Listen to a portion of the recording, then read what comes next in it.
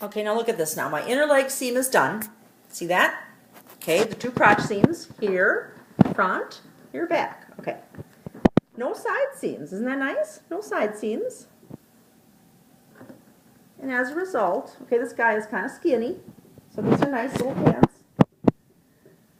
So as a result of putting those pieces together, you had one less seam, but look what happens at the bottom. Okay, and actually that pant leg is not that wide. I'm kind of impressed with how that turned out. But this is the thing that would drive a quilter totally insane. The back is always going to be slightly longer than the front to make an allowance for your butt. It gives the back piece a little more length, and you're supposed to ease that in. You're supposed to ease that length in. Well, with a serger, you can't ease as well as you can with a regular sewing machine. So that's one of the things that you give up when you have a serger. With a sewing machine, you can ease it better than with a serger. But, so this is what we're going to do with this. Now, this is a trick my mother, who was an incredible seamstress. She made so many things, so much clothing, so many pieces of clothing, articles of clothing for us, and taught me how to sew, in addition to my fabulous 4-H leaders. And they too, this was the trick that they used.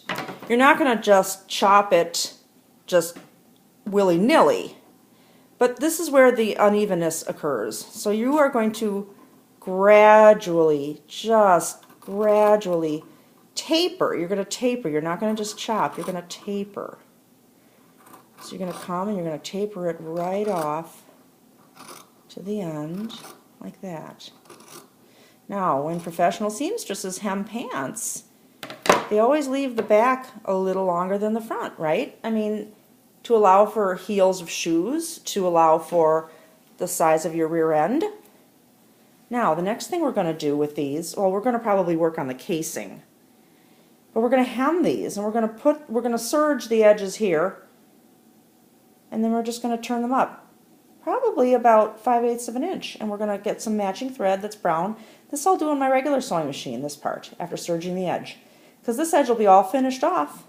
I'm just going to stitch that up all the way around. I'm going to make a hem, and that's how fast that goes.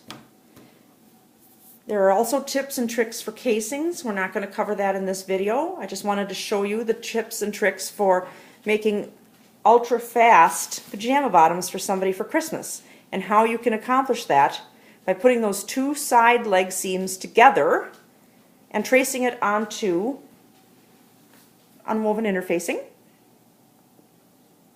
and it makes a very nice pajama pattern. Pajamas can be personalized. You've got, my son loves to play drums and he loves band. So of course I would make him some pajama bottoms with band type fabric with instruments and stuff. These are just a basic plaid, but who doesn't love a new pair of pajamas for Christmas? It's like, it's just a tradition in so many households is to have these new pajamas for Christmas. This is Judy from Bungalow Quilting and Yarn, and I will see you later with my finished pair of pajama bottoms.